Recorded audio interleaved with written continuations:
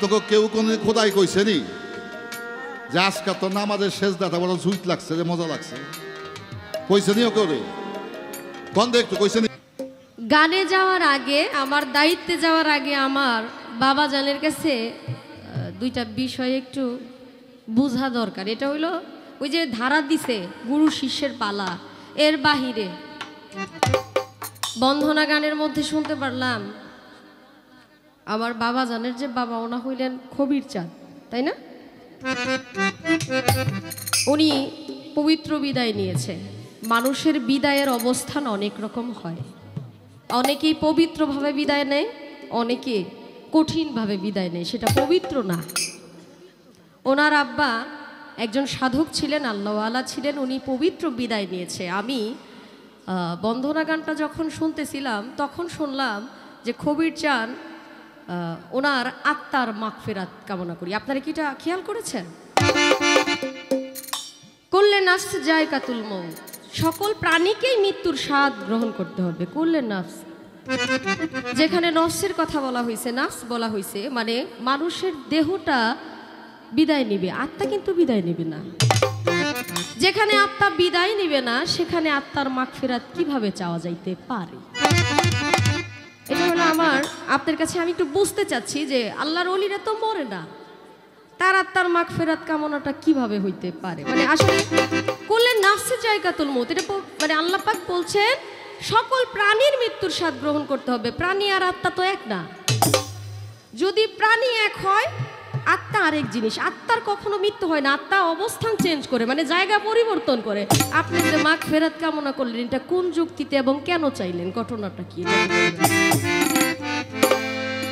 আমার আম্মারে নিয়ে আইছে এখানে, এগুলো পালার বাহিরে, এগুলো মনে রাখতে হইব। কিন্তু ভাই কোনটা জানি নয়েজ করে, এই যে বায়াটা নয়েজ করে, এটা কমায় দেন, দরকার বলে বন্ধ করে দেন। এগুলো কি জানি কমাইতো, আমি তো বলতেও পারি না। আচ্ছা, আপনাদের কষ্ট হইতাছে বাবারা, ভাইরা? মালোমা জিলোজি বইন গো বইন করলাম কি রঙ্গে, ভাঙ্গা নৌকা বাইতে এলাম গাঙ্গে। এই ভাঙ্গা নৌকা লই এই সারা রাত চলতইব। যেটাই কন কয় খাদিজার মায় সারা রাত আরামে তুষকের মধ্যে কম্বল নিয়া ঘুমায়। ফ্যান একটা থাকলে আর একটা চালায়, গরমে যদি থাকে। কম্বল একটা থাকলে এখন আবার ওই যে 5 স্টার হোটেলের মতো ওই যে ফুম জাতীয় যে বিছানাগুলা, ওইগুলার মধ্যে ঘুমায়। কোথায় কয় টাকা গানে যাইতেছি সব হিসাব নেই। কি একটা মুসিবতে পড়লাম বাবা। এরে বাপ, কি দরকার ছিল এসবের? হ্যাঁ, যেখানে সৃষ্টি থেকেই মহান মালিক এইটা দিয়ে দিছে, এখানে আপনার আফসোস করলে লাভ নাই তো। আদম আলাইহিস সালামকে সৃষ্টি করলো, সৃষ্টি করার পর উনি মোটকা লাগা পড়ে রয়েছে, ওনার কোনো চৈতন্য ভাব নাই, মানে ভিতরে কোনো শান্তি নাই। আল্লাহ পাক যখন কুদরতি রূপ দিয়া হাওয়া বিবিকে দেখাইলেন, একটা রূপ দেখাইলেন, তখন তার ভিতরে একটা চৈতন্য ভাব আসছে। ভাব আসার পর আল্লাহ পাক এটা বানাই দিল, নিল, সারা জীবনের বোঝা বাইতে হবে। এটা আফসোস করলে যাবে না তো বাবা। এটা ওই সৃষ্টি থেকেই, ওই সৃষ্টি থেকেই এটা বায় আসতেছে। আপনি দিয়েন না টাকা, আপনি যে টাকার হিসাবটা দেন, আপনি জানেন এই দেশের মধ্যে, এই বাংলাদেশেই বলবো, অসংখ্য নারী আছে যারা ঘরে স্বামী যাওয়ার সাথে সাথে পাওগুলা ধোয়ায় কয় আপনি এত কষ্ট করে আসছেন, বসেন। আগেই টাকার হিসাব নেয় না। টাকার সাথে ঘর করবো নাকি? ঘর করবো স্বামীর সাথে। ঘরের মানুষটা বেশি জুত না। এত বছর ধরে আমার বাপের এমনি কষ্ট দিতেছে, এটা আমি জানলে অবশ্যই এটার বিচার করতাম। আপনি টাকাটা 20,000 অগ্রিম দিছে, আবার কয় টাকা কম দিল এই হিসাবটাও নেই। আপনার চোখ গরম দেখেই তো তার দম বন্ধ হয়ে যাওয়ার মতো। আপনার উপরে রাজত্ব করতেছে আপনার বাড়ির মেম্বার। চিন্তা করা যায়? এই ঘরের কথাটা এইভাবে বলা উচিত হয় নাই, যদিও আমি এই বিষয়টা দেখতেছি, সকালে আমি এই বিষয়টা দেখবো ইনশাআল্লাহ। আলোচনা করতে হইব যে ঘটনাটা এমন হয়েছে কেন, আমি তো এমন করি না। যাক বাবা, একটু আনন্দ করলাম। আমার কাছে মনে হলো এই কথাগুলো বলা উচিত। আমি ছোট মানুষ, আমার যা ইচ্ছা তাই বলতে পারি, আমার কোনো বাধা নিষেধ নাই। কারণ যে ছোট সে শুধু বলতেই আসছে, আর যে বড় সে শুধু সইতে আসছে, এটাই স্বাভাবিক। আমি আমার শিষ্যের ভূমিকা থেকে একটি গান রাখতে চাই, আমার দয়ালের প্রতি ভক্তি শ্রদ্ধা রেখে। আমার গুরু যেন আমার এই গানের কথার মীমাংসাটা একটু সুন্দরভাবে করে দেয়। একটা কথা বললে যে 10টা কথা দিয়ে বুঝাইতে পারে সেই তো গুরু হয়। এটা যে কথাগুলো আমি ইতিপূর্বে বললাম এগুলো হলো গানের বাহিরে, মানে পালা গানের বাহিরের কথা। ওইটা শুধু সামান্য একটু জানার বাসনা থেকে কথাটা বলা। এখন আমার পালা গানে আমি যাচ্ছি। ধন্যবাদ। গুরু ধরি তোমার পায়, আদি অন্ত ভেদের কথা ভাঙ্গা কো আমার। গুরু ধরি তোমার পায়, আদি অন্ত ভেদের কথা ভাঙ্গা কো আমার। তুমি না বুঝাইলে কথা, তুমি না বুঝাইলে কথা বুঝিব কোথায়। গুরু বলে দাও আমার, আদি অন্ত ভেদের কথা ভাঙ্গা কো আমার। গুরু ধরি তোমার পায়, আদি অন্ত ভেদের কথা ভাঙ্গা কো আমার। গুরু ধরি তোমার পায়, আদি অন্ত ভেদের কথা ভাঙ্গা কো আমার। গুরু ধরি তোমার পায়, আদি অন্ত ভেদের কথা ভাঙ্গা কো আমার। ও গুরুজি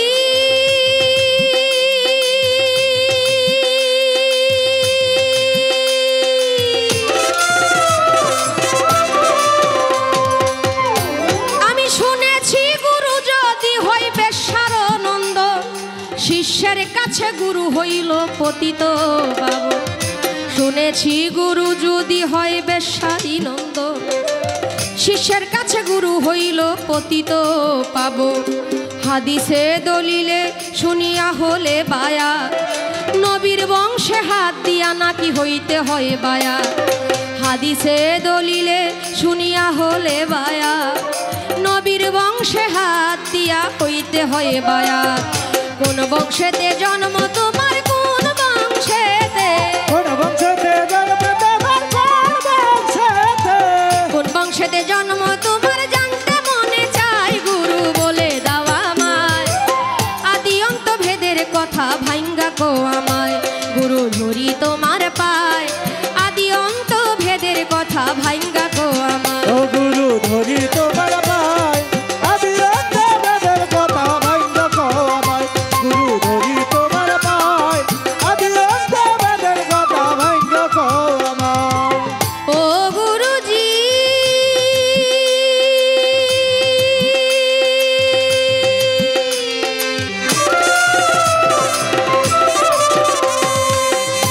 ওরে নিরাকারে সেজদা হারাম বর্জক দিতে হয়, কোন বর্জকে করব সেজদা করে নাও নির্ণয়। নিরাকারে সেজদা হারাম বর্জক দিতে হয়, কোন বর্জকে করব সেজদা করে দাও নির্ণয়। যদি বলো সেজদা দিতে মানুষ গুরুর পায়, মানুষ কি মানুষের পায়ে সেজদা দেওয়া যায়? যদি বলো সেজদা দিতে মানুষ গুরুর পায়, মানুষ কি মানুষের পায়ে সেজদা দেওয়া যায়?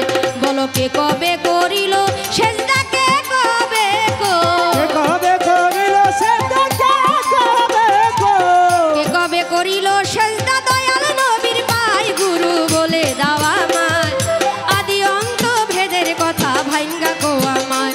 গুরু ধরি তোমার পায়, আদি অন্ত ভেদের কথা ভাঙ্গা কো আমায়। ও গুরু ধরি তোমার পায়, আদি অন্ত ভেদের কথা ভাঙ্গা কো আমায়। গুরু ধরি তোমার পায়, আদি অন্ত ভেদের কথা ভাঙ্গা কো আমায়। ও গুরুজি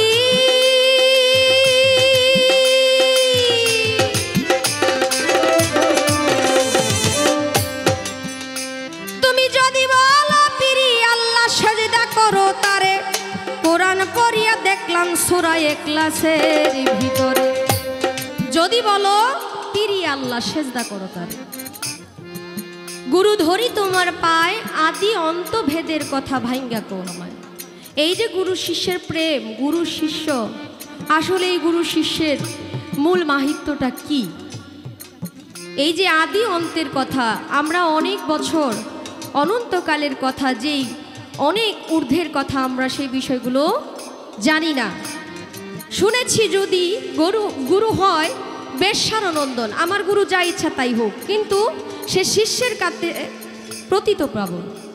গুরু এমন এক বস্তু যে যা কিছুই বলুক না কেন, গুরু ভক্তের কাছে, শিষ্যের কাছে এমন গুরুত্বপূর্ণ জিনিস।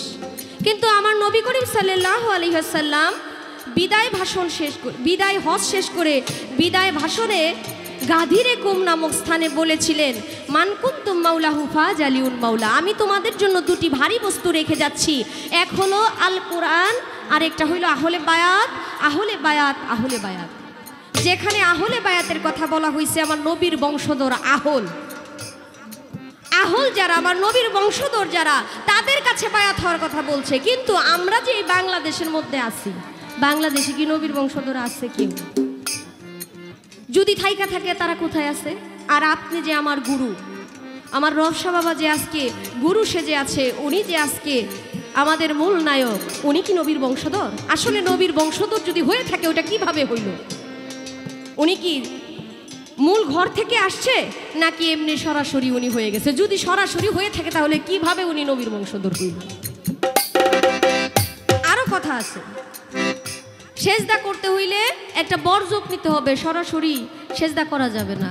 তা আমি যে সেজদা করব, আল্লাহ পাক পবিত্র কোরআনে সূরা ইখলাসের মধ্যে বলছেন, কুল হুয়াল্লাহু আহাদ আল্লাহুস সামাদ লাম ইয়ালিদ ওয়া লাম ইউলাদ ওয়া লাম ইয়াকুল লাহু কুফুয়ান আহাদ। আল্লাহ এক, অদ্বিতীয়।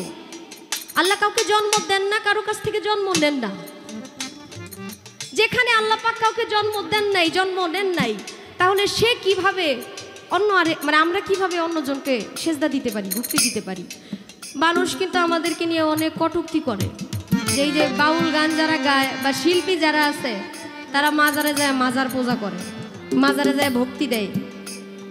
এই যে আপনাকে আমি সালাম সম্মান জানাইলাম, এই বিষয় নিয়েও বিতর্ক হবে। অনেক সময় অনেক কথা বলে, আপনি পবিত্র কোরআন থেকে তার সুন্দর আলোচনা করবেন যে এই যে সালাম করলাম, ভক্তি দিলাম, এই যে আমি আপনার প্রতি সম্মান রাখলাম, এই সম্মানটা কি কোরআনে আছে কিনা? যদি বলেন পিরি আল্লাহ, সেজদা করো তারে, কিন্তু কোরআনের মধ্যে তো সেজদার কথা আছে কিনা, যে আমি আরেকজন মানুষ হয়ে আরেকজন মানুষকে সেজদা করতে পারি? যদি হয়, তাহলে এই বিষয়টা আপনি একটু আলোচনা করবেন। ও গুরুজি,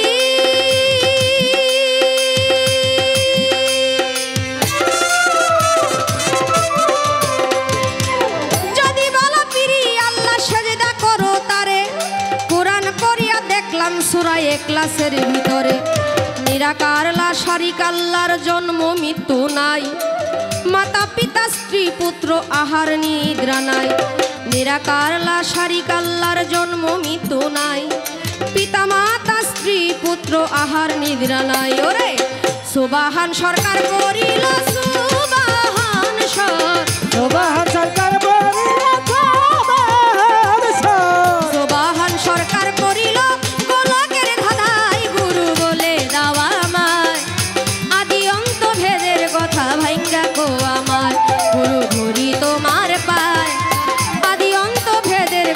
ভাইঙ্গা কো আমায়। তুমি না বুঝাইলে কথা, তুমি না বুঝাইলে কথা বুঝিব কোথায়? গুরু বলে দাও আমায়, আদি অন্ত ভেদের কথা ভাইঙ্গা কো আমায়। গুরু ধরি তোমার পায়, আদি অন্ত ভেদের কথা ভাইঙ্গা কো আমায়। গুরু ধরি তোমার পায়, আদি অন্ত ভেদের কথা ভাইঙ্গা কো আমায়।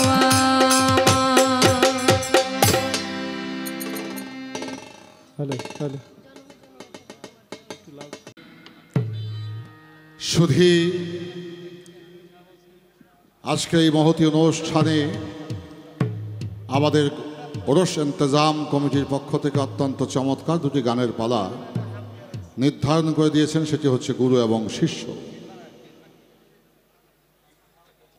তো গুরু শিষ্য পালার পূর্বে অনেকগুলো কথা যিনি আজকে শিষ্যের ভূমিকায় অভিনয় করছেন বা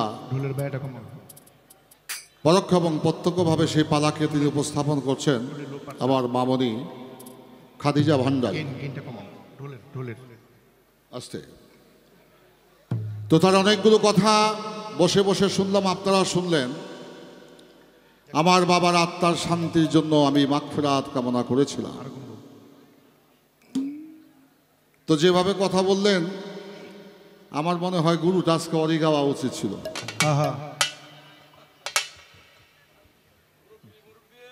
এই যার যার ক্ষেত হ্যাঁ চাষ করব, আমার জমি যদি অন্য লোকে চাষ করে এই বিচার সালিশ হলে কি ঠকবো না বাজান? তো আমাকে বাউলদের মধ্যে একটা স্বভাব তো হয়ে গেছে এখন, এটা মজ্জাগত স্বভাব, এটা হচ্ছে মুদ্রা দোষ। সেটা হলো আমার আইল ছেড়ে দিয়ে আমি অন্যের জমিকে চাষ করব। এটা অনৈতিক কাজ, এটা নীতিগতভাবে কখনোই গ্রহণীয় নয়। এটা প্রোটোকল এবং প্রসিডিউরকে লঙ্ঘন করা হয়। বিধানকে লঙ্ঘন করে কখনো মানুষ বিধিকে লাভ করতে পারে না। রাখলাম, আশা করি ভবিষ্যতে ব্যাপারটা রিপেয়ার হয়ে গেল। আমি তোমাকে না, বাংলাদেশে বাউল গানের যে অবস্থা শুরু হয়েছে, ইয়াতে কি অবস্থা হইবে আল্লাহ ছাড়া কেউ জানে না। অবস্থা জামানা খারাপ হয়, বাতাস খুব খারাপ। তো যা হোক, আমি সে বিষয়ে আলোচনা করব। আমার পিতার মাগফিরাত কামনা করলাম কেন? উপসংহারে তিনি বক্তব্য রাখলেন। পবিত্র কোরআন শরীফে বলেছেন, ফি কুম লুমরে, মানুষের ভিতরে যে আত্মা দেওয়া হয়েছে, আত্মা হচ্ছে অবিনাশী, আত্মার কোনো ধ্বংস এবং মরণ নাই।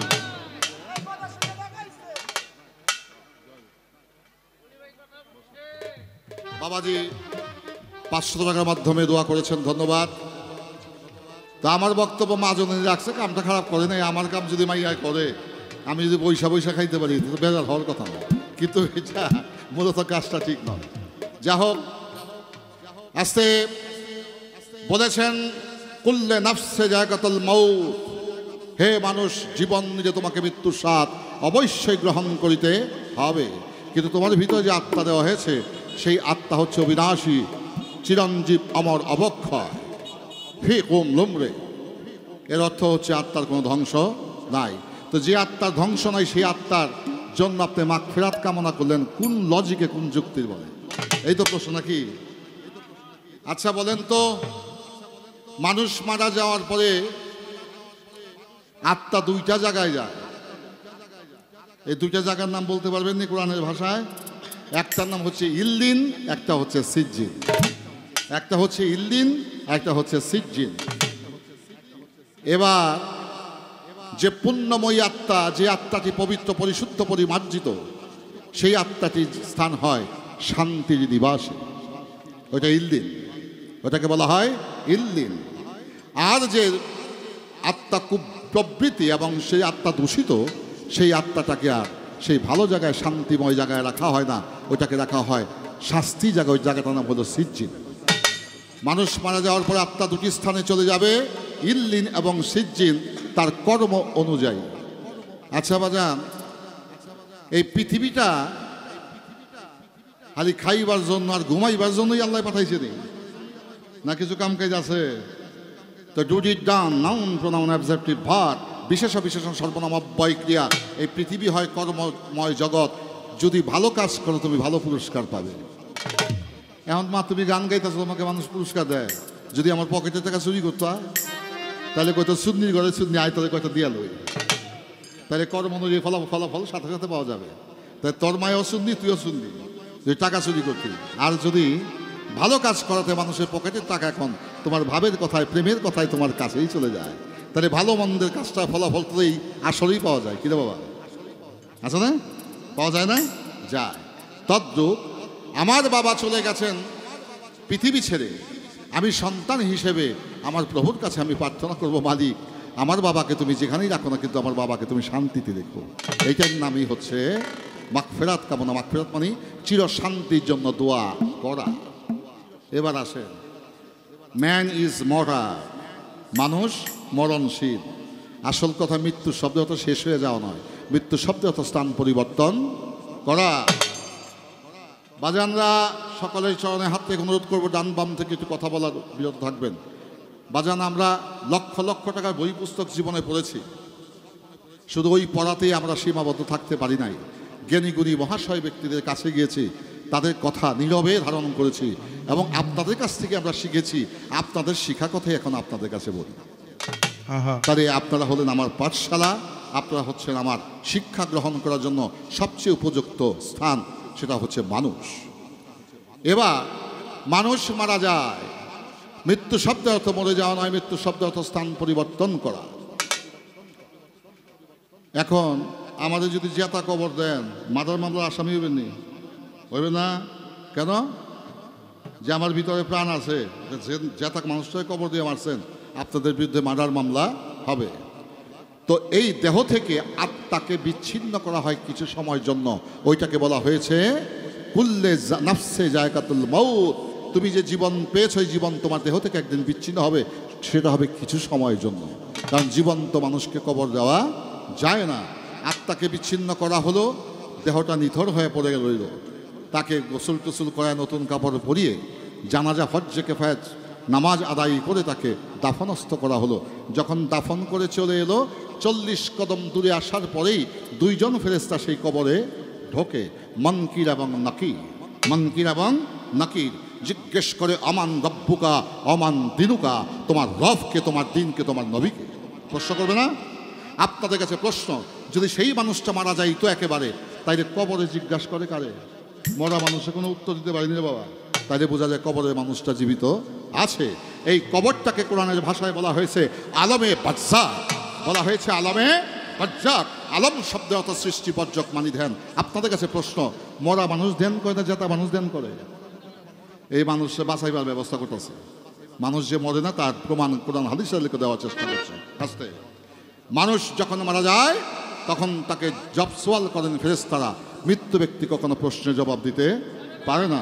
তাইলে যেহেতু কবরের বাসির থেকে জবাব দেয়, প্রশ্নের জবাব এবং উত্তর হয়, সেখানে মানুষটি মারা যায় নাই। ওই জগৎটাকে বলা হয়েছে আলমে বাজ্জাক। আলম শব্দে অত সৃষ্টি বর্জক মানি ধ্যান, অনন্তকাল ধ্যানের জগতে সেই মানুষটি থাকবে। এবার হাদিস কুদসিতে এলো, যদি সেই কবরের পাশ দিয়ে কোনো মুসলমান যায়, সেই ব্যক্তিকে সালাম দেওয়ার জন্য নবী তাগিদ দিয়েছেন। বলতে হয় আসসালামু আলাইকুম ওয়া রাহমাতুল্লাহি ওয়া বারাকাতুহু, হালালুল কবর আল মুসলিমাত আল মুসলিমাত। মানুষ মারা গেলে কবর দেয়নি, সালাম দেয়নি। যখন তাকে কবর দেয় তখন তাকে সালাম দিতে হয়। তাইলে বোঝা যায় কবরের মানুষটি মারা যায় নাই। যদি মারা যায় তুই তো কাল হাসরের দিন বিচার করবো কার?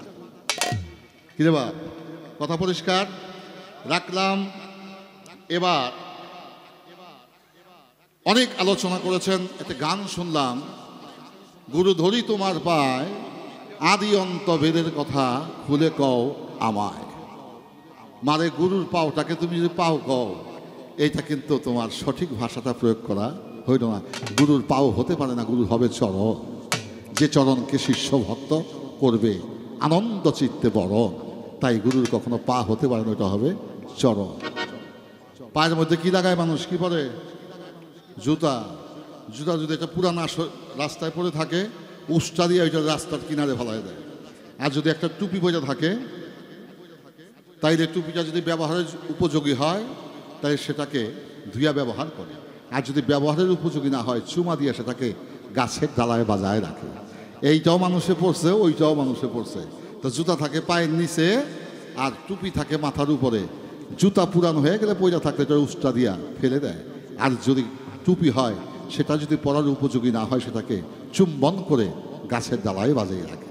তাইলে বোঝা যায় গুরুর যে মাথা এবং পা, তার মধ্যে একটা সমন্বয়কৃত বিষয় আছে।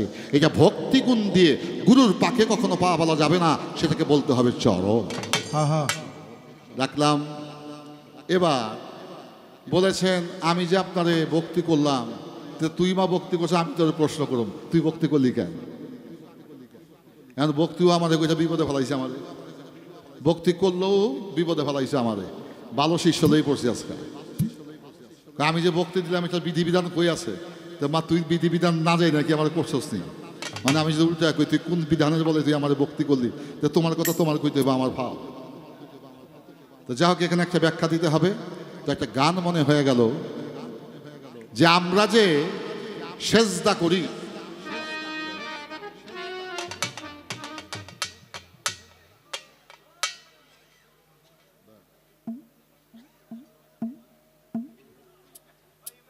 ইয়া মুশরিক হকের হাকিম বাবু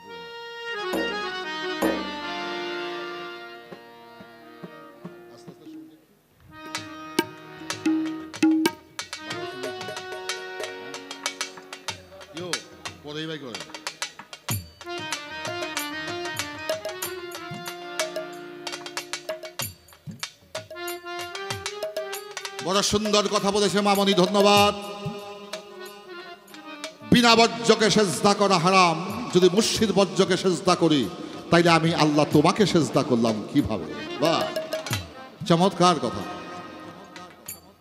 সূরা ইখলাস, কুল হুয়াল্লাহু আহাদ আল্লাহুস সামাদ লাম ইয়ালিদ ওয়া লাম ইউলাদ ওয়া লাম ইয়াকুল লাহু কুফুয়ান আহাদ। অদ্বিতীয়, দ্বিতীয় কোনো মাবুদ নাই, তিনি লান্তানা নিরাশারী, তার কোনো পিতামাতা নাই, তিনি কোনো পিতামাতার গর্ভ থেকে জন্ম নেন নাই, তিনি বিশ্ব ব্রহ্মাণ্ডে কাউকে তিনি জন্ম দেন নাই, তিনি করেছেন তার কুদরতি সহস্ত দ্বারা, কুদরতি শানে মানব বাগানকে, সৃষ্টিকুলকে তিনি সাজিয়েছেন আপন মহিমায়।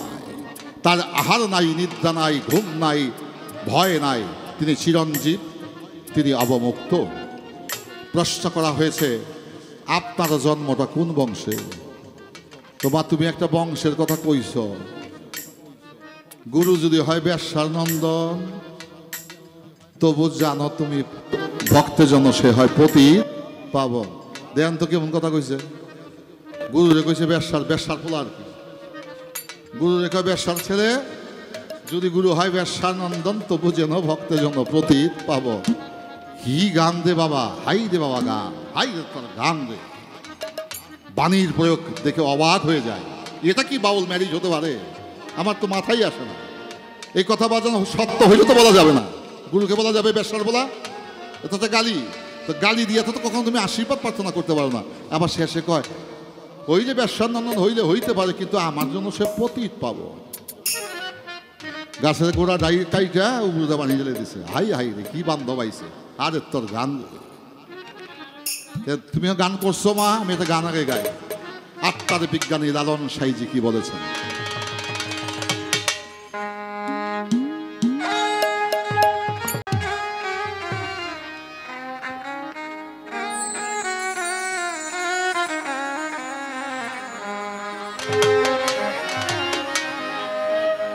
আমি যদি না কই না মা, এই ভুল সারা জীবন ভুলই থাকবো, এটা শুদ্ধ আর কেউ করবে না। এই বান্ধব বাংলার বাউলের জগতে আর নাই, ওইটা সারা জীবন ভুলই বাড়লেই চলবে। এই ভুলের মধ্যেই সত্যকে প্রতিষ্ঠিত করার চেষ্টা করা হবে। তাই রাখলাম দুই চারটি কথা।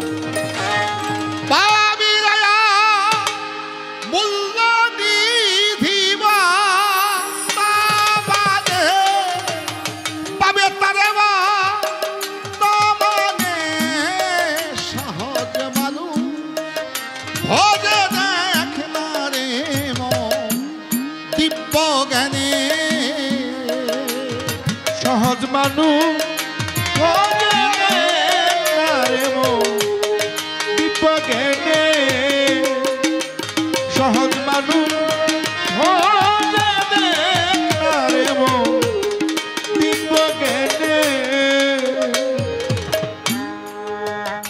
ওদের সাথে তো আমার গান কম হয়, তো চিন্তা করলাম যাগোর সাথে গান গাইছি তারা তো সব হারায় গেছে গা। এখানে দলু বয়তি, মাখন দেওয়ান সাহেব, শামসু দেওয়ান সাহেব, কবিরুদ্দিন দেওয়ান সাহেব, মাতাল কবি রাজ্জাক, পাগল বাদশু, শেষে মায়ারানিও গান গাইছে, আবুল সরকারও গাইছে। এখন তাকায় দেখি কেউ নাই, খুঁজা পাইলাম মাত্র ওদের। তা আমি চাই আজকে আমার ইউটিউব যারা আছেন এগো মাধ্যমে তোর লগে আমার একটা গানের একটা বিলতাল হয় আর কি। নাকি এইভাবে গান গাওয়ার লোক আমি না রে। গানটা যেন মানুষের হৃদয়কে স্পর্শ করে, আমাদের দুইজন গাওয়া যেন আজকে সার্থক হয়, এই জন্য কিছু কথা বলা, মানে বলতাম না। আছে ও বাজান, 13-14 বছর বয়স থেকে নামাজ চেষ্টা করি। 8-9 বছর যখন আমার বয়স, তখন থেকে রোজা রাখার চেষ্টা করি প্রতি বছর, দেশে বা বিদেশে। কবুল করছে কিনা আমি জানি না, মালিক জানে, কিন্তু রাখি বা করি। এখানে 80-90 বছর বয়সে মানুষও আছে, আছে না? আপনাকে কেউ কোন খোদাই কইছেনি যে আজকে তো নামাজের শেষ দাতা বড় জুইট লাগছে রে, মজা লাগছে? কইছেনি ও কেউ রে? কোন একটু কইছেনি? এই বিষয়টা খোদাই বলে নাই, কিন্তু মানুষ বিশ্বাস করে।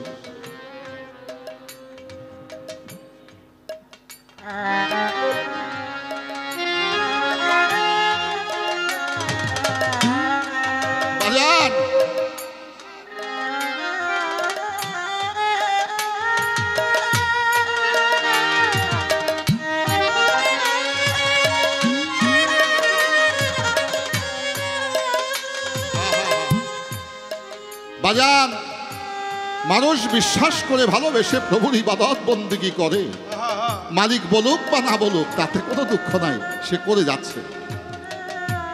এটা হচ্ছে নিরাকার ভজনের বেনিফিট, বিশ্বাসে করে। কিন্তু কোন মানুষ যদি তার পিতামাতার খেদমত করে, চোখের পানি ছেড়ে যদি পিতামাতা সন্তানের দোয়া করে, আল্লাহ বলেন পৃথিবীতে সন্তানের জন্য পিতামাতার দোয়া আমার দরবার সবার আগে কবুল হয়। চোখের পানি ছেড়ে বলে, মালিক আমার এই পাগল ছেলেটা আরিফ দেওয়ান বা খাদেজা ভান্ডারী, ওরা গান টান গাই ইবাদত বন্দেগী করতে পারে না, কিন্তু মালিক ওদেরকে তুমি দেই খারাই তো, ওদের জন্য কোনো ক্ষতি না হয়, দোয়া করতে বাকি আল্লাহর দরবারে কবুল হইতে বাকি। তাহলে বোঝা যায় এটা হচ্ছে সম্মুখ ইবাদত। একটা হচ্ছে নিরাকারের ভজনা, আর একটি হচ্ছে সম্মুখ ইবাদত। যারা গুরুবাদী মানুষ বাজান, তারা সম্মুখ ইবাদত করতে ইউজ টু, অভ্যস্ত। এটা কি কোরআনের বাহিরে? নো, পবিত্র কোরআন শরীফের মধ্যে পীর মুর্শিদ গুরু গোসাই সম্বন্ধে এক জায়গায় নয় 14 জায়গায় এসেছে। যদি আপনাকে আমার প্রশ্ন করেন, আমি এখান থেকে আপনাদের সূরা নাম্বার, আয়াত নাম্বার নোট করে দিয়ে যেতে পারবো, কোনো সমস্যা নাই। আমার বলতে কোনো সমস্যা আছে? নাই। লালন সাইজি বলেন, ভজ মানুষে চরণ দুটি, নিত্য বস্তু তোমার হবে খাঁটি। ভজ মানুষে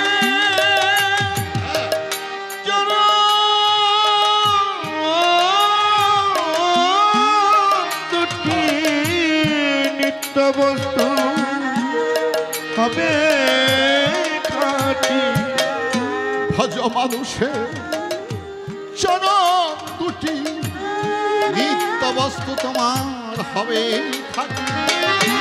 মইলের মাটি সে ভেদ নৌ জানে, ওরে মইলের মাটি সে ভেদ নৌ জানে। মইলের হবে মাটি সে ভেদ নৌ জানে, সহজ মানুষ ভজে দেখ মানে দিব্য জ্ঞানে।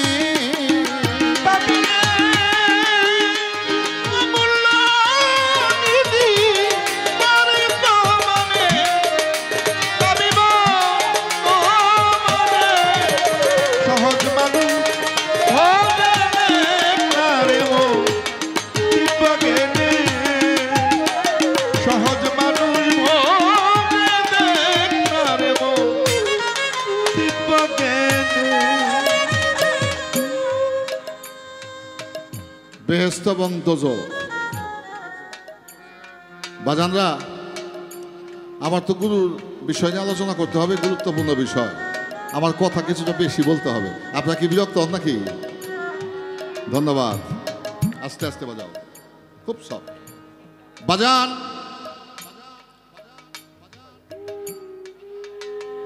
মানুষ বেহেশত এবং দোজখ, বেহেশতে তো সবাই যাইতে চায়, দোজখের আশা কি মানুষ করে? কারণ এটা করতে পারেও না। কিন্তু প্রেমিকের ভাষাটা এরকম নয়। প্রেমিক বলে, আমি তোমার বেহেশত না চাই, দোজখ না ডরাই, আমি চাই শুধু দয়াল তোমারে। আল্লামা ইকবাল বলেছেন, যে বেহেশত নিয়ে পৃথিবীতে কারাকারি শুরু হয়ে গেছে, তুমি সেটা তাদেরকে দিয়ে দাও। আমাকে তুমি কৃপা দয়া করো, আমি যেন তোমার প্রেম রহস্যে ডুইবা থাকতে পারি। এবার আসেন, বেহেশত কিন্তু দুনিয়া থেকে বানায় নিয়ে যাইতে হবে। কি করতে হবে? বেহেশত আপনাকে বানায় নিয়ে যাইতে হবে। দোজখের কর্ম করে যদি দোজখ বানান, তাহলে দোজখে যাইতে হবে। আর বেহেশত যদি বেহেশতের কর্ম করে করতে পারেন, তাহলে আপনি বেহেশতকে তৈরি করে দিয়ে যেতে হবে। এবার আসা যাক, আমরা কি করি? মইলে পাবে বেহেশত খানা, তা শুনে তোর মন মানে না।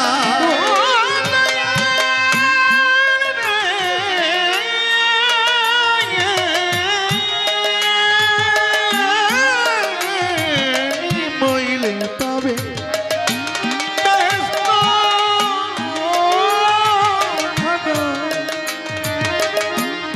তা শুনিলে মন মানে না। বেহেশতের আশায় যে ইবাদত করে সে হলো ফাসেক। বেহেশতের লোভে যে ইবাদত করে সে হলো ফাসেক। আর দোজকের ভয়ে যে ইবাদত করে সে হলো মুনাফিক। তাইলে বাজান, মুনাফিকের চেয়ে কাফের ভালো। কাফেরের মুমিন হওয়ার সুযোগ আছে, কিন্তু মুনাফিকের মুমিন হওয়ার কোনো সুযোগ নাই। মইলে পাবে বে হেস্ত খানা, তা শুনে তো মন মানি। বাকির আশায় নগদ পাওনা কে ছাড়ে ভুবনে। ওরে বাকির আশায় নগদ পাওনা কে ছাড়ে ভুবনে। বাকির আশায় নগদ পাওনা কে ছাড়ে ভুবনে। সহজ মানু ভজে দিব্য জ্ঞানী। সহজ মানুষ সহজ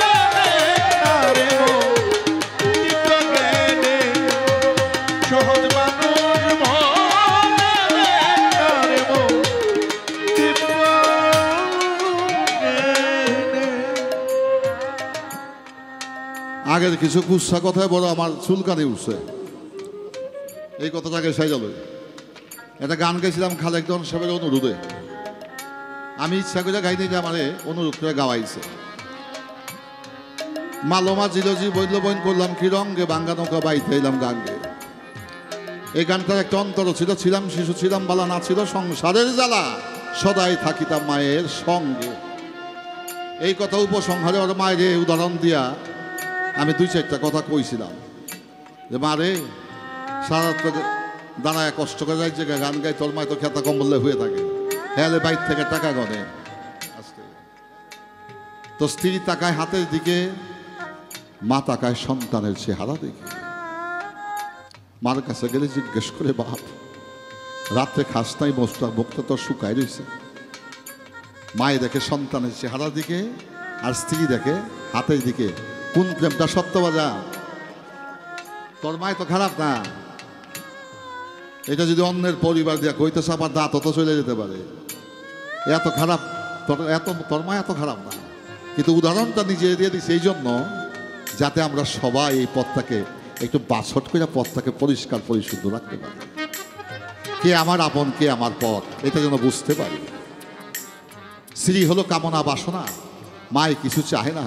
মায়ের শুধু মালিকের কাছে বলে, তুমি আমার সন্তানকে ভালো রাখো মালিক। তো ওখানে খালেক দেওয়ান সাহেব বলছে, ছিলাম শিশু ছিলাম বালা না ছিল সংসারের জ্বালা, সদাই থাকিতাম মায়ের সঙ্গে। আমার দেহেতে আইল জুয়ানি, উজান বহে গাঙ্গের পানি, কামিনী বসিল বাম অঙ্গে।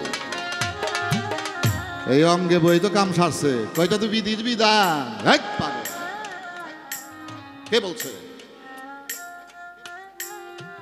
এখানে একটা বাছট আছে না, গরম দেহটা নিয়ে আমার চেহারাটা দেখলে গরম থাকে না, নরম হয়। আস্তে নরম হয়। নরম মনটা লয়ে যদি স্ত্রীর কাছে যান, মুহূর্তের মধ্যে গরম হয়ে যায়। তো একজনের কাছে গেলে হয় গরম, আর একজনের কাছে হয় নরম।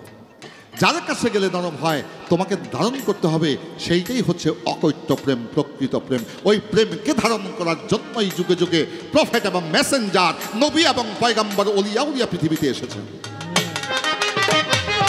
এবার ওই মাতৃপ্রেম ভঙ্গ করে যারা কামিনীর প্রেমে অন্তরঙ্গ হয়ে যায়, ওরাই বাজান তলা ছাড়া হয়ে যায়। তলা ছাড়া ডুলা, ওর মধ্যে কিছুই রাখা যায় না। তো খালেক দেওয়ান সাহেব বলছে, কামিনী বসিল বাম অঙ্গে। যারা বিচার করে পাইছে, ওই কামনা থেকে নিজেকে বাছট করে দূরে রাখার জন্য মাতৃপ্রেম হৃদয়, গুরুপ্রেম হৃদয়ে ধারণ করে তারা এই মানব জীবন থেকে মুক্তির পথকে প্রশস্ত করে নেয়।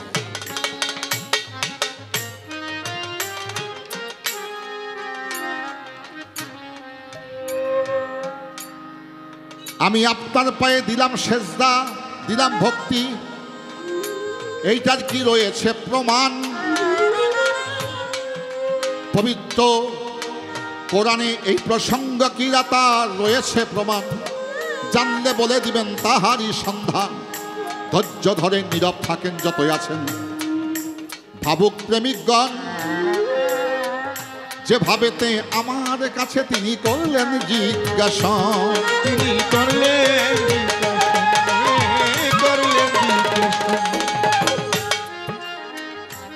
সেজদা কয় প্রকার? 3 প্রকার।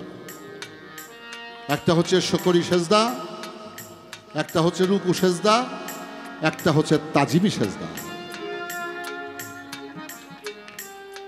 নামাজের মধ্যে একটা অর্ধেক সেজদা দেয় না, রুকু সেজদা, এটা হলো রুকু সেজদা। একটা হলো শুকরি সেজদা, সকল কিছুর প্রশংসার মালিক আমার আল্লাহ, আল্লাহ ব্যতীত কোনো বান্ধব নাই, এটা হলো শুকরি সেজদা। এবার তাজিমি সেজদা, যে সেজদাকে বলা হয়েছে সম্মান সূচক সেজদা, সেই সেজদার বিধান কোরআনে আসছে। কিভাবে আসছে, কিভাবে করা যায়? সন্তান তার পিতামাতাকে করতে পারে ওই ভক্তি, ওই সেজদা আমি তোমাকে জানাই।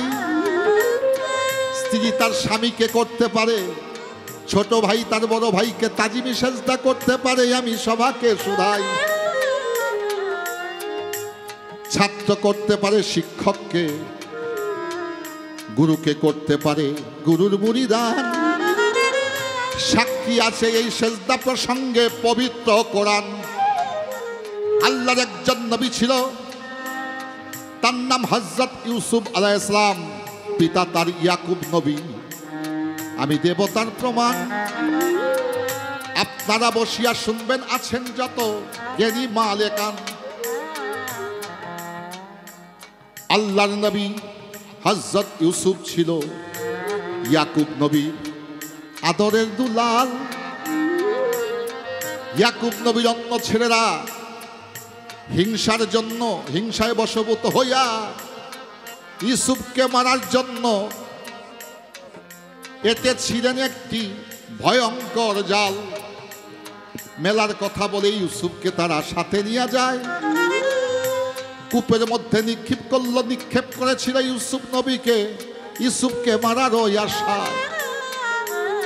ইউসুফ নবীর কিছু জামা কাপড় বনের পশু জবাই করিয়া ওই রক্ত মাখিয়া ইয়াকুব নবীর কাছে তারা এসেছেন চলিয়া। ইয়াকুব নবী প্রশ্ন করে, আবার ইউসুফ কোথায়? আইনা দাও না তারে। ইয়াকুব নবীর অন্যান্য সন্তানরা বলে, তোমার ইউসুফকে বনের বাগে খাইছে বাবা, দেখো লক্ষ্য করে, ওই জামা কাপড়ের মধ্যে রক্ত লেগে আছে। ইয়াকুব নবী বলে, আমার ইউসুফ মরতে পারে না, কারণ ইয়াকুব নবী জানতো আমার সন্তান সন্ততির মধ্যে হযরত ইউসুফই হবে একদিন আল্লাহর নবী। কারণ ইউসুফ নবী একটি স্বপ্ন দেখেছিল শিশুকালে, সেই স্বপ্নের তাসির করে ইয়াকুব বলেছিল যে আমার কাছে এই স্বপ্নের কথা বললি, তুই আর কারো কাছে বলিস না। কারণ ইয়াকুব নবী জানতে পেরেছিল এই ইউসুফই হবে আল্লাহর একজন নবী। ছোট এবার এক সদাগরের দল পানির জন্য কূপের মধ্যে বালতি ফেলেছিল। ওই বালতির দরে ইউসুফ নবী উপরেই উঠিল। এই ইউসুফ নবীর মিশরের এক সদাগর আজিজ মিসি ছিল তাহার নাম। ইউসুফকে ক্রয় করে নিয়ে গেল মিশরে। শোনেন সেই সন্ধ্যা, লালন পালন করতে লাগলো ইউসুফকে যত্ন করিয়া।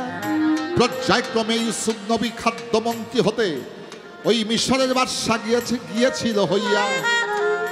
এভাবে অনেক বৎসর বাজান তার জীবন হতে গত হইয়া যায়। এদিক দিয়া মিশরের মধ্যে অনাবৃষ্টির কারণে অভাব অনটন দেখা দেয়। খাদ্যের জন্য চলে গেল ইয়াকুব নবীর বংশধর ওই এলাকার লোক খাদ্য সাহায্যের লাগিয়া। ইউসুফ ছিল খাদ্যমন্ত্রীর দায়িত্বে, তার কাছে যখন তারা গেল গো চলিয়া, ইউসুফ দেখার সাথে সাথে তাদেরকে চিনিবারে পারে। কিন্তু ইউসুফ যে মিশরের বাদশাহী হইছে, এই কথা তাদের নাই ছিল নাই অন্তরে, কারণ যে ইউসুফকে অন্ধকার কূপে নিক্ষেপ করেছিল সেই ইউসুফ তো জগৎ থেকে বিদায় নিয়ে গেল। সে কেমন কইরা বাদশাহ বাজান হলো। ইউসুফ নবী দেখে তাদেরকে চিনতে পেরেছিলেন। বলে তোমরা কোত্থেকে এসেছো? বলে আমরা ইয়াকুব পয়গম্বরের এলাকা থেকে এসেছি। কেন এসেছো? বলে সাহায্যের জন্য। কেন? বলে অনাবৃষ্টির কারণে দেশে আমাদের খাদ্য ভাণ্ডারের কোনো খাদ্য নেই, অভাব অনটন লেগে গেছে, আমরা কিছু খাদ্যর জন্য এসেছি। ইউসুফ নবী হুকুম করলেন, যাও এদেরকে বাদশাহী মেহমানখানায় নিয়ে যাও। নিয়ে গেলেন, কিছুদিন আদর যত্ন করে খাওয়াইলেন দাওয়াইলেন, আদর আপ্যায়ন করলেন। এবার বলছে আমরা দেশের মানুষ, দেশে চলে যাব। হযরত ইউসুফ হুকুম করলেন, এক একজন ব্যক্তিকে তোমরা 7টা করে উট সহকারে বোঝাই করে মালামাল দিয়ে দাও, যেন 2-3 বছর তারা এই খাবার খাদ্য খাইতে পারে। শত শত উট খাদ্যদ্রব্য বোঝাই করে দিয়ে দিলেন। যাওয়ার সময় বললেন, ইউসুফ তোমাদের এলাকায় যে ইয়াকুব পয়গম্বর ছিল তিনি কি বেঁচে আছেন? বলে তিনি আছেন হুজুর, তার একটা ছেলে বনের বাঘে খায় ফেলাইছিল। ওরাই তো কূপে ফেলছিল। ওরা কয় বনের বাঘে খায় ফেলাইছিল। ইউসুফ তো নাই দুনিয়ায়। ইউসুফ মনে মনে হাসে, আরে কানার দল। তারপরে কি হলো? বলে সেই পুত্র শোকের বিয়োগে কাঁদতে কাঁদতে ইয়াকুব নবী অন্ধ হয়ে গেছে, এখন তার চোখে দেখে না। এই কথা শুনিয়া ইউসুফ নবী 2 চোখের পানি দিল রে ছাড়িয়া। ইউসুফ নবীর কিছু জামা কাপড় তাদের হাতে দিল গো উঠাইয়া। বলেন এই জামা কাপড়গুলো নিয়ে হযরত ইয়াকুব আলাইহিস সালামকে উপহার হিসেবে দিল। কাপড়গুলোকে পোটলা বেঁধে নিয়ে গেলেন। খুব আস্তে যখন নিয়ে গেলেন, এলাকাবাসী আনন্দে ব্যবহার, অনেক অনেক খাদ্যদ্রব্য সহকারে মালামাল চলে এসেছে। সবাই খাদ্য পেয়ে খুশি। হযরত ইয়াকুব বলেন, বাবা তোরা আইছস? বলে হ্যাঁ, আমাদের অনেক খাবার খাদ্য দিয়ে দিয়েছে, সাথে তোমার জন্য উপহার দিয়েছে মিশরের বাদশা। যখন সেই জামা কাপড় বাহির করে দিয়েছে, ইয়াকুব নবী যখন নাকের কাছে নিছে, চিৎকার দিয়ে বলে, আমার ইউসুফ তো মরে নাই রে, আমার ইউসুফ তো এখনো বেঁচে আছে। বলে কিভাবে? বলে এই জামা থেকে আমার ইউসুফ নবীর গন্ধ পায়। সন্তানের কথা মনে করে চোখের পানি ছেড়ে যখন ইয়াকুব নবী চোখের মধ্যে ওই কাপড়ের ঘর্ষণ দিয়েছে, আল্লাহর কুদরতি শানে ইউসুফ নবীর জামার উসলে আয় হযরত ইয়াকুবের অন্ধনয়ন ভালো হয়ে গেল। আল্লাহ নবী তো দোয়া করলেও পারত, কিন্তু উসিলা দিছে ইউসুফ নবীর জামা কাপড়। ওই জামা কাপড়ের ঘর্ষণে ইয়াকুব নবীর অন্ধনয়ন ভালো হয়ে গেল। তাহলে বাজান এখানে উসিলার একটা বিষয় এলো। এবার প্রশ্ন করেছেন, এই সেজদা প্রসঙ্গে কোথায় আছে? যার যার হাতে আইফোন আছে, সূরা ইউসুফ বলে লিখে একটু দেখবেন পরীক্ষা করিয়া, বাংলা তর্জমা সহকারে ওই সূরা ইউসুফের মধ্যে এই কথাটা গেছেন গো লিখিয়া। পবিত্র কোরআন আসেন, সেই সূরা ইউসুফের মধ্যে দেখা যায় শুধু মিশরবাসী তার এলাকার লোকই নয়, সমস্ত মিশরবাসীর লোকেরা হযরত ইউসুফ নবীর পায়ে তাজিমি সেজদা করেছিল। কোরআন এটা সম্মান সূচক সেজদা। এটা স্ত্রী স্বামীকে করতে পারে, ছোট ভাই বড় ভাইকে করতে পারে, ছাত্র তার শিক্ষককে করতে পারে, ভক্ত তার গুরুকে করতে পারে। এটা পবিত্র কোরআন। তাইলে তাজিমি সেজদার বিষয়টা সাক্ষী পাইলাম পবিত্র কোরআন।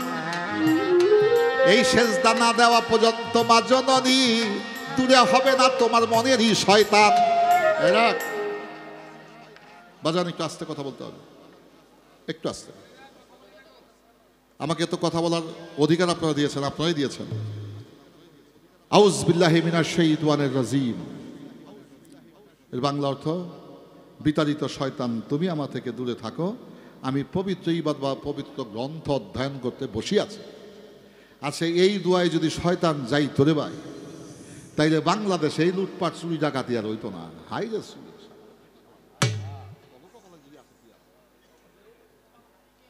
আমার মতো বাবুরে তো বাজান, আমি যদি রাজনীতি করি না এখনো, তো এমপি হইতে পারি, মন্ত্রী হইতে পারি, কিন্তু রাজনীতি আমি করি না। আমি হলাম সার্বজনীন, আমি দল মত নির্বিশেষে আমি সবার ভালোবাসার মানুষ হয়ে বাঁচতে চাই। এটা হচ্ছে আমার চাপ। তো আজকে কি অবস্থা দেখেন না? তাউজবিল্লাহি মিনাশ শাইতানির রাজিম যদি এই কথায় শয়তান যাইতো, তাইলে এত চুরি ডাকাতি লাহাজানি ছিনতাই এগুলো হইতো নি? তাইলে মনে হয় এই দুয়াতে শয়তান যায় না। যদি শয়তান যাইতো গা, তাহলে বাংলাদেশের মানুষ সব বলি হয়ে যাইতো। পুলিশে কইবা আমার চাকরি করুম কে লেগা, কোনো আসামি নাই, কোনো চোর নাই, ডাকাত নাই, মারামারি নাই, আঙ্গুল চষুম বয়া বয়া পুলিশের চাকরি শেষ। পুলিশ যদি আসামি সাপ্লাই না দিয়ে পড়ে কোর্টে, বাদী বিবাদী যদি না দাঁড়ায়, উকিলের ব্যবসা শেষ, হাকিবা করে আঙ্গুল চষুম চেয়ারে বয়া তার চাকরি। বাংলাদেশে মানুষ সব আউলি হয়ে গেছে। আর যে পার্লামেন্ট, সংসদ, যেখান থেকে আইন প্রণয়ন করা হয়, আইনের উদ্দেশ্য হচ্ছে দুষ্টের দমন সৃষ্টের পালন। যারা আইন প্রণয়ন করে তাদেরকে বলা হয় সংসদ সদস্য। দেশে কোনো চোর ডাকাইতি নাই, কোনো খারাপ মানুষই নাই, আইন করবো কার লিগা? তাহলে পার্লামেন্ট মেম্বার এমপি দরকার নাই, দরকার নাই জাজ court, supreme court, high court, magistrate court, নাই প্রয়োজন হাকিমের, নাই প্রয়োজন উকিলের, নাই প্রয়োজন উপজেলা চেয়ারম্যান, নাই প্রয়োজন চেয়ারম্যানের, নাই প্রয়োজন মেম্বারের, নাই প্রয়োজন কোন নেতার। আমরা সবাই আউলিয়া হয়ে গেছে। তাইলে বোঝা যায় আউযুবিল্লাহি মিনাশ শাইতানির রাজিম এই দুয়াতে শয়তান যায় না। আমার ভক্তের কাছে প্রশ্ন, কোন দুয়াটা পড়লে শয়তান তোর ভিতরে থাকবো না রে মা? এই কথাটা তুই কয়ে দিবি। তোরটা গেলে তোর মাঠটাও যাইব। আমার একটা তুলনা দিছে না, আমি তো উদাহরণ দিছি।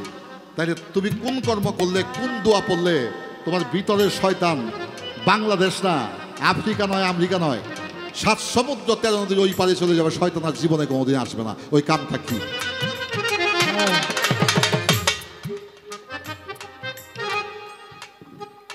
প্রশ্ন হয়েছে না একটা? হ্যাঁ, যে কামে গাম নাই, কামে কোনো দামও নাই। শীতের মধ্যে কোটটা পিন্দা দাঁড়াইছি, ভিতরেও গামছে, উপরেও গামে। তো যে কামের কোনো গাম নাই, কামের কোনো দামও নাই। এবার অনেক কথা বলছে মা জননী, প্রাণে শান্তি পাই, বজ্জক বিহনে সেজদাই আমি করব কেমন কইরাই, আল্লাহর জন্যই আমি আপনার কাছে জানতে চাই।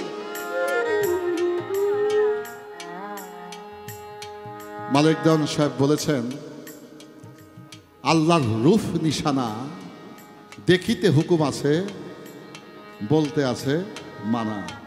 এই যে আজকে সারা রাত গান শুনবেন, এই যে বাইরা, কালকে রাত্রে ঘুমাইবেন না? ঘুমাইবেন। আমি ঘুমাও শুন, আমি মুন্সিগঞ্জ যাব। এবার চোখ বন্ধ করে যদি ভাবেন আমাকে খাদিজা বান্দারি এই এমনি গান গায়, আরিফ দেওয়ান লোকটা দেখতে এমন, এই বিচ্ছেদ গানটা গাইছে, এই দয়াল পীর মসজিদের গানটা গাইছে, বাবার লগে লগে দেখবেন না গানের আসরও নাই, রফকের রসাও নাই, মুগার সরও নাই, আপনি গিয়ে রয়েছেন হেই 3700। তাইলে চোখ বন্ধ করে বাবার সাথে সাথে খাদিজা এবং আরিফ দেওয়ানকে দেখতে পারবেন। যদি এই গানের কথা মনে করেন, চোখ দিয়ে যদি পানি আসে, বাড়িয়ালি যদি কয়, কি গো তোমার ভূতে ধরলো নি, তুমি কান্দ কে? কইতে পারে না? তাহলে কইস না চোখ থাক। কালকে যে খাদিজা ভাবে গান গাইছিল, গুরুপদার একটা গান গাইছিল, গানটা বড় ভালো লাগছে, ওই গানটা আমি শুনতাছি।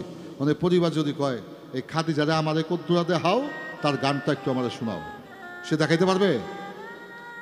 গান শোনাইতে পারবে? পারবে না, কিন্তু সে নিজে দেখতে পারবে, তার স্ত্রীও দেখতে পারবে, যদি তার ভাবে সে ভাব মিশায়।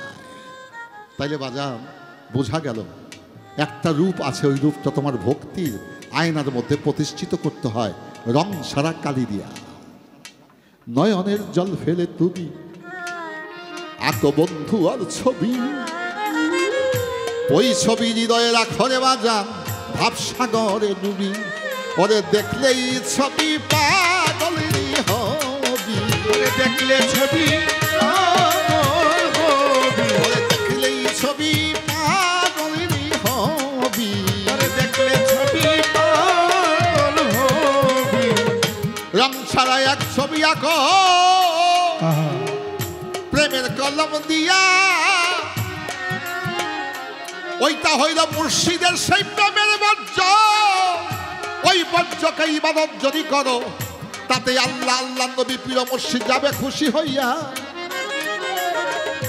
আস্তে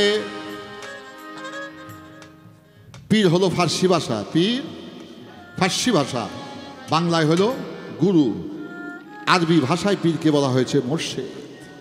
কবি নজরুল বলেছেন তৌহিদের ও মুর্শিদ আমার মুহাম্মদের নাম। আমার দয়াল নবীর কায়া ছিল, ছায়া ছিল না। আমার আল্লাহর ছায়া আছে, কায়া নাই। এই জায়গাটা যোগ বিয়োগ করলেই পাইবেন যে মুহাম্মদ নামক একটি বোরকা, ওই বোরকার ভিতরে আমার স্বয়ং দয়াল মালিক লুকায় আছে। পীর অর্থ পয়গম্বর নবী, মুর্শিদ অর্থ খোদা। এহি খোদা নাহি জুদা, জানো তুমি ভেদ পুরশিদা। যে মুর্শিদ সেই তো রাসূল, খোদাও সে হয়। এই কথা লালন ফকির কয় না বাজান কোরআনে কয়। পীর আল্লাহ নহে, কিন্তু আল্লাহ থেকে জুদাও নহে। পীর আল্লাহ নহে, আল্লাহ থেকে জুদাও নহে। বাজান একটা উদাহরণ দিই। এই পাশের নদীটার নাম কি? ধলেশ্বরী। এই বিলের পানি কই যায়? ধলেশ্বরীতে যায়। ধলেশ্বরী পানি কই যায়? মেঘনায় যায়। মেঘনার পানি কই যায়? সাগরে যায়। তো কূপের পানি, বিলের পানি চলে যায় ধলেশ্বরীতে। ধলেশ্বরী নদী বহন করে নিয়ে যায় তাকে মেঘনা নদীতে। মেঘনা নদী সেই খাল, বিল এবং ধলেশ্বরীর পানিকে বহন করে যখন সাগরে ঢেলে দেয়, তখন সে ধলেশ্বরীর পানিও থাকে না, বিলের পানিও থাকে না, খালের পানিও থাকে না, সে সাগরের পানি হয়ে যায়। তো মুর্শিদ হলো তোমাকে শুধু নিজে এই খালের পানি শুধু বঙ্গোপসাগরে সে তোমাকে ঢেলে দেবে না, সে নিজেও সেই সাগরের সাথে মিশে যাবে। তাই অলি আল্লাহ, অলি আল্লাহ, আল্লাহ আল্লাহ করতে করতে যিনি আল্লাহর সাথে লয় হয়ে যায়, তিনি হয়ে যায় অলি আল্লাহ। তাই অলি আল্লাহ পীর মুর্শিদ তিনি হচ্ছেন খোদা নহে, তিনি খোদা থেকে জুদাও নহে। তাই পীর অর্থ পয়গম্বর নবী, মুর্শিদ অর্থ খোদা। বসতে হবে প্রাণের মুর্শিদ বাজান, ভাইব না তারে জুদা। মরলে পাবে বেহেশত খানা, তা শুনে তোর মন মানে না। মরলে পাবে বেহেশত খানা, তা শুনিলে মন মানে না। আসসালাতুল মিরাজুল মুমিনিনা, জানতে হয় না মাঝের বেনা। আসসালাতু মিরাজুল মুমিনিনা, জানতে হয় না মাঝের বেনা। আসসালাতুল মিরাজুল মুমিনিন, মুমিন হয়ে যে ব্যক্তি সালাতকে কায়েম করতে পারে, সে সর্বসময় সর্ব অবস্থায় তিনি মালিককে দেখতে পায়। তাহলে খোদার রূপ আছে, খোদার রূপ আছে। যে দেখে সেই দেখে, সে কাউকে দেখাতে পারে না। যে তার ভাবে ভাবে কেউ ভাব মিশাতে পারে, সেও সেই পথ অবলম্বন করে মালিককে দেখতে পারে। সাইজির গানে বলেন আসসালাতুল মিরাজুল মুমিনিনা, জানতে হয় না মাঝের বেনা। বিশ্বাসীদের দেখা শোনা, বিশ্বাসীদের দেখা শোনা, বিশ্বাসীদের দেখা শোনা। লালন কয়ে ভুবনে, লালন কয়ে ভুবনে, সহজ মানুষ বোঝে না রে মন দিব্য জ্ঞানে। সহজ মানুষ ভোগে না রে মন দিব্য জ্ঞানে। সহজ মানুষ ভোগে না রে মন দিব্য জ্ঞানে। দয়াল গুরু তুমি কোন বংশে জন্ম? কোটেশন দিলেন আহলে হাদিস, আহলে বায়াত।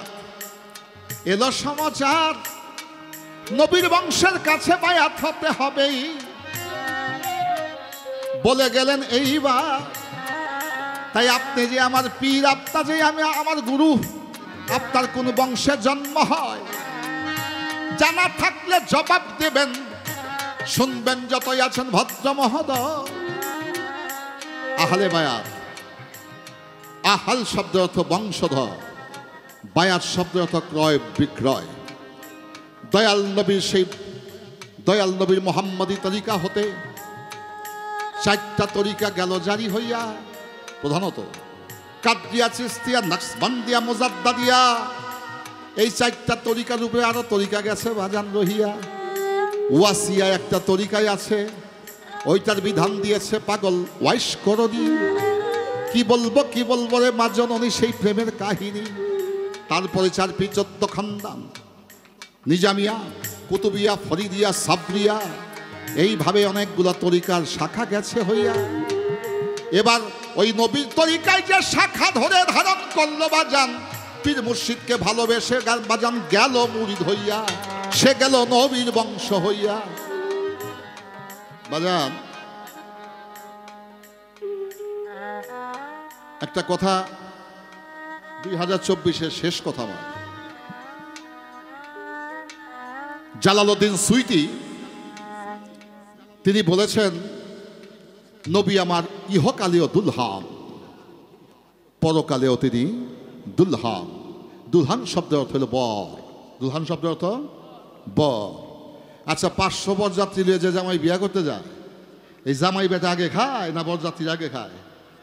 বরযাত্রী আগে খায়। এই হাকি কথা জালালউদ্দিন সুইটি বলেছেন, দয়াল নবী ইহকালেও বরযাত্রী, জামাই দুলহান, পরকালেও তিনি দুলহান। এই ইহ জগতে থেকে যদি কেউ নবীর সাথে সেই বরের যাত্রী হতে পারে, পরকালে আমার নবী বলেছেন, আমার একজন উম্মত বাকি থাকতে আমি নবী বেহেশতে যাব না। তাই তার রূপক একটি রূপ দিয়েছেন, বরযাত্রীরাই আগে খায়, তারপরে বর খায়। আবার নবী ইহকালেও উম্মতের কর্ণধার, উম্মতের কাণ্ডারি, পরকালেও তিনি দুলহান হয়ে তার উম্মতকে বেহেশতে ঢুকায়, তারপরে তিনি বেহেশতে গমন করবেন। এই জায়গাতে পাওয়া গেল প্রমাণ, নবীর ওই আহলে বায়াতের যাত্রী গেছে যারা হইয়া, আমার দয়াল নবী তাদেরকে জান্নাতে দিয়া নবী বেহেশতে যাবে গো চলিয়া। গণফ্রম রাজনৈতিক দলের একজন বিশিষ্ট ব্যক্তি আবুল কাশেম রুইতপুর ইউনিয়নের আহ্বায়ক 1000 টাকা দিয়েছেন ইনাম। বিশিষ্ট ব্যবসায়ী আনিসুর রহমান সাহেব 500 টাকায় আমার হাতে করেছেন প্রদান। তাদের প্রতি আমি রাখিলাম সালাম। আমাদের কেরানীগঞ্জের শ্রমিক দলের যুগ্ম সাধারণ সম্পাদক আহ্বায়ক 500 টাকা করিলেন অর্পণ। জনাব শরীফ ভাই বিএনপির একজন বিশিষ্ট নেতা আরো 500 টাকা দিলেন হাতেতে, জানাই অভিনন্দন। টাকা পাইলে ভালো লাগে,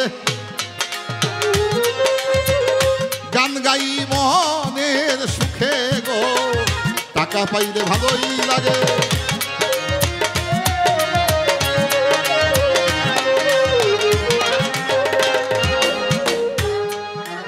একটু রস করলাম, এবার কথা শেষ করলাম। আমার জন্ম আহলে বায়াতের সদস্যপদ যারা লাভ করেছেন, কোনো পীর মুর্শিদ নবীর আহলে বায়াতের প্রতি বিশ্বাস স্থাপন করে কোরআন সুন্নাহ মোতাবেক যদি কোনো পীর মুর্শিদ এবং রবসার কাছে কেউ আত্মনিবেদন করে থাকে, সেই নবীর বংশধর। তার মুর্শিদ কেবলা যদি তাকে খেলাফত বেলায়েত দিয়ে থাকে, তার কাছে বায়াত হলেও সে নবীর বংশধর।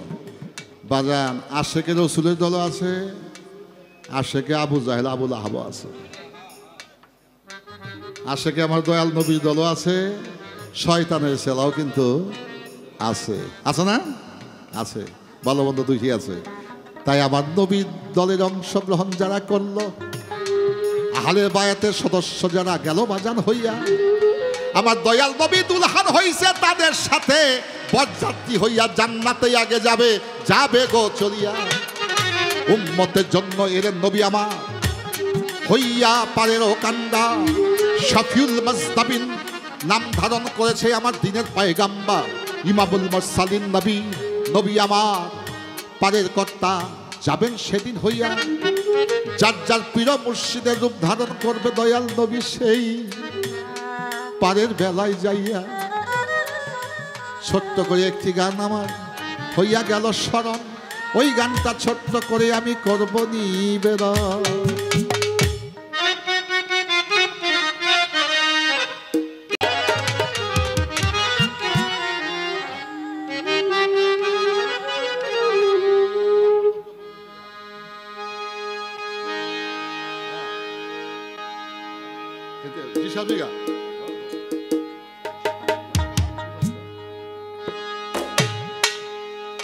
এই গানটি আমার কথা প্রসঙ্গে চলে এলো।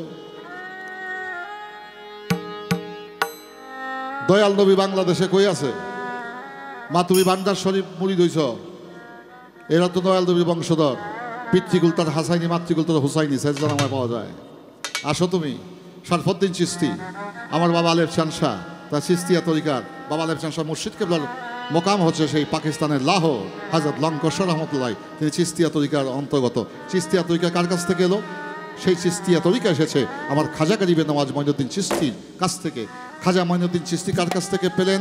সেই তরিকা পেয়েছিলেন বাবা ওসমান হারুনির কাছে। ওসমান হারুনি কার কাছ থেকে পেলেন? হাজি বখরা জিন্দানি রহমতুল্লাহ। পর্যায়ক্রমে জয়নাল আবদিন, মাওলা আলী, রাসূলে পাক সাল্লাল্লাহু আলাইহি ওয়াসাল্লাম। আবার পৃথিবীর পাতিম জগতের হিসাবে দেখা যায় খাজা বাবার মাতৃকুল হচ্ছে হাসাইনি, পিতৃকুল হচ্ছে হোসাইনি। তারা উভয় দিক থেকে নবীর বংশধর। সেই বংশেরও অধিকারী তুমি হতে পারবে যদি সেই তরিকাকে তুমি ধারণ করো।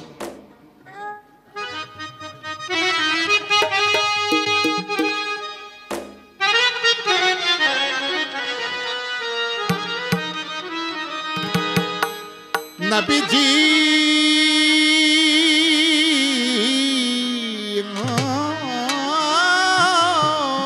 নবীজি মোহাম্মদ নাম দিলে রাখলে, মোহাম্মদ নাম দিলে রাখলে জান্নাতে হয় ঠিকানা। আমি নবীর দেওয়ানা, ওই মোহাম্মদ নাম দিলে রাখলে বাজান, মোহাম্মদ নাম দিলে রাখলে জান্নাতে হয় ঠিকানা। আমি নবী দেওয়ানা গো, আমি নবী দেওয়ানা গো, আমি নবীর দেওয়ানা। মুহাম্মদ দিলে রাখলে, মুহাম্মদ দিলে জান্নাতে হয় ঠিকানা। আমি নবীর দেওয়ানা। রোজ হাসরে পারের বেলা আমার নবী শাফায়াতুল্লাহ, আমার নবী শাফায়াতুল্লাহ, আমার নবী শাফায়াতুল্লাহ। রোজ হাসরে পারের বেলায় আমার রবসা পাগল শাফায়াতুল্লাহ। জান্নাতের খুলিবে তালা,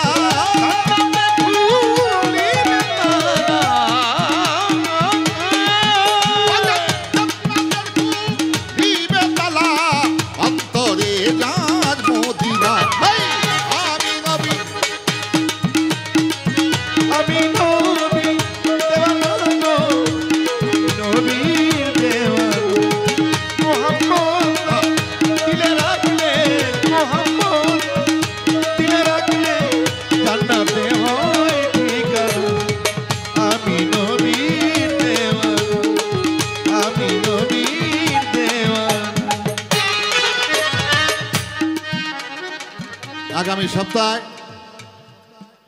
মাননীয় প্রধান উপদেষ্টা ডক্টর মোহাম্মদ ইউনুস সাহেবের সাথে আমার অ্যাপয়েন্টমেন্ট। আমি গণভবনে তার সাথে 40 মিনিট আলোচনা হবে বিভিন্ন প্রসঙ্গ নিয়ে। আমি সেখানে আমন্ত্রিত হয়ে যাচ্ছি। আমার কথাটা সেখানে নয়, আজকে বর্তমান ছাত্র জনতার আন্দোলনে যে সরকার প্রতিষ্ঠিত হয়েছে, এই সরকারকে বলা হয় অন্তর্বর্তীকালীন সরকার। নাকি কিছুদিনের জন্য আসছে, দেশটা একটু পরিষ্কার কইরা আপনাকে একটা ব্যবস্থা করে দিয়ে তারা যাবে। এটাই তো বিষয় নাকি? আচ্ছা, এখন বর্তমান অবস্থায় যদি কোনো অভাব অনটন দেখা দেয়, এই বেটার খাদ্য ভাণ্ডার আছে না, খাদ্য উপদেষ্টা আছে না, আচ্ছা এটা কি ডক্টর মোহাম্মদ ইউনুস সরাসরি আইসা দিব না এলাকার কোনো নেতার মাধ্যমে দিব? দেবে এখন তো প্রশাসনিক চালাচ্ছে, প্রজাতন্ত্রের কর্মকর্তা কর্মচারীরা দিবে ডিসির কাছে, ডিসি দিবে ইওনোর কাছে। ইওনো থানা খাদ্য অধিদপ্তরের যে দায়িত্ব আছে তার মাধ্যমে প্রত্যেকটা ইউনিয়নে কয় টন চাল, কয় টন গম, কি ঔষধপত্র লাগবে সেটা সে দেবে। তো বাজান, পরোক্ষ এবং প্রত্যক্ষভাবে সেই সাহায্য পেতে হলে ডাক্তার মোহাম্মদ ইউনুস কাউকে ঘরে ঘরে এসে সাহায্য দিয়ে যাবে না, সেটাকে দেবে ডিসি, এডিসি অথবা আমাদের উপজেলা নির্বাহী অফিসারের মাধ্যমে। তদ্রূপ এই পৃথিবীতে যারা অলিয়া উলিয়া তারা হচ্ছে খোদা পরিষদের কর্মকর্তা সদস্য। ওই রহমত পেতে হলে তাদের ছাড়া সেই রহমতের প্রাপ্তি কখনোই হওয়া যাবে না। এখানে বলা হলো নবী আমার হয় ইয়াসিন রাহমাতুল লিল হয় আলামিন, রাহমাতুল লিল হয় আলামিন, রাহমাতুল লিল হয় আলামিন। নবীজি নবীজি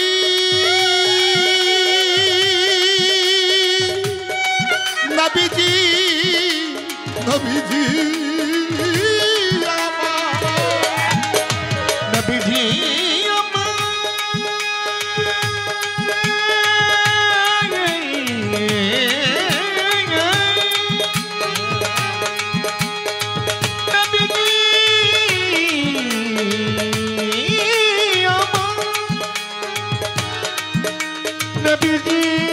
নবীজি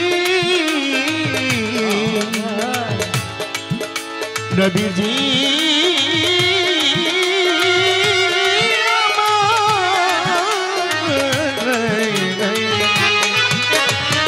নবী আমার হয় ইয়াসিন রাহমাতুল লিল হয় আলামিন, রাহমাতুল লিল হয় আলামিন, রাহমাতুল লিল হয় আলামিন। চাচার প্রিয় মুর্শিদের ভক্তের হবে জামিন, ভক্তের জন্যই আমার রবসা পাগল স্বাধীন হবে জামিন। পাক মাওলাই দেই ঘোষণা আমি নবীর দেওয়ানা। ওই মুহাম্মদ নাম দিলে রাখলে, মুহাম্মদ নাম দিলে রাখলে জান্নাতে হয় ঠিকানা।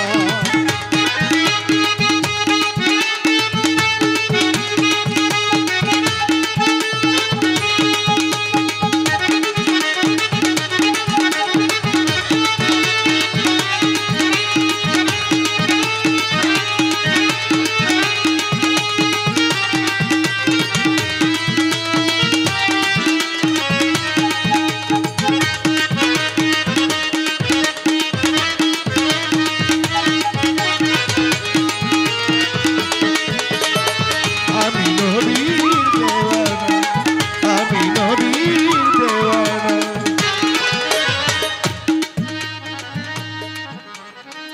আবে কাউসারের পানি যে পান করতে পারবে না, সেই লোক বাজান জান্নাতে যেতে পারবে না। ওই আবে কাউসারের পানি আমার নবীর উসিলায় আছে মুর্শিদের দরবারে। ওই পানি যদি ভক্ত ভক্তির গুণে পান করিতে পারে, আমার গানে বলা হলো যে নবী পেল দিদার পানি করিল সে আবে কাউসার, করিল সে আবে কাউসার, করিল সে আবে কাউসার। যে মুর্শিদের পেল দিদার পানি করিল সেই আবে কাউসার। তিনটা নদী মুর্শিদ মারির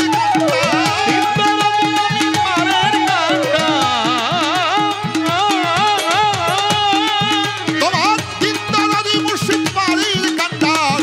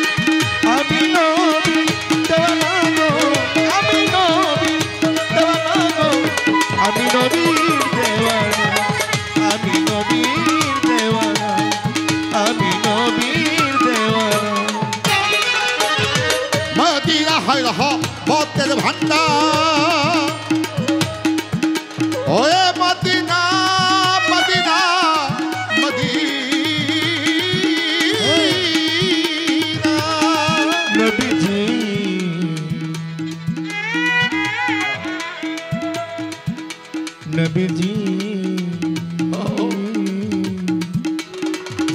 আমার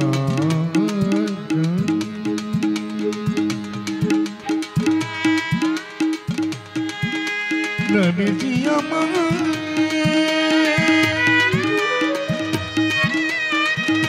নবীজি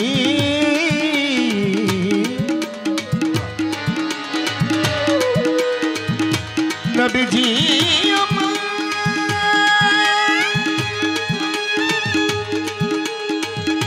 নবীজি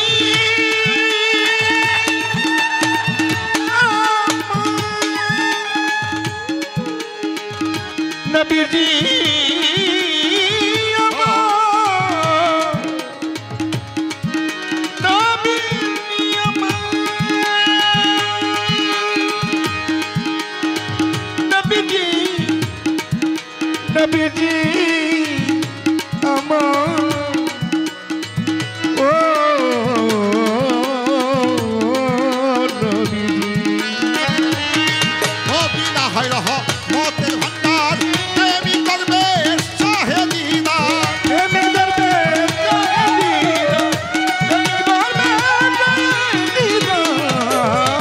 মদিনা হয় রহ মতের ভান্ডার পাগল করবে শাহে দিদার ওরে ভেজে দরুদ সালাম হাজার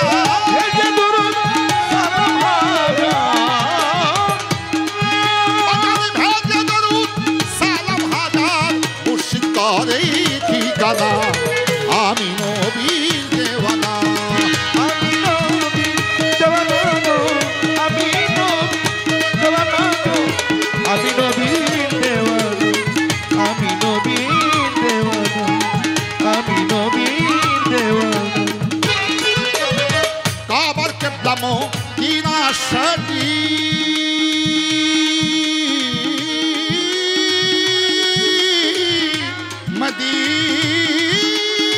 মদিনা শরীফ কাবার কেবলামো কিনা শরীফ পুলিশ রাত করে তারিফ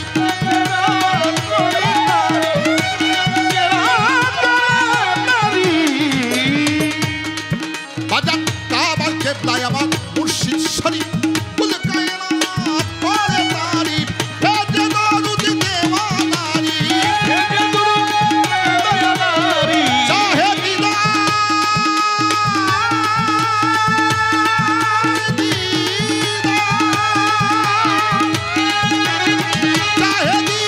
দেওয়ানারি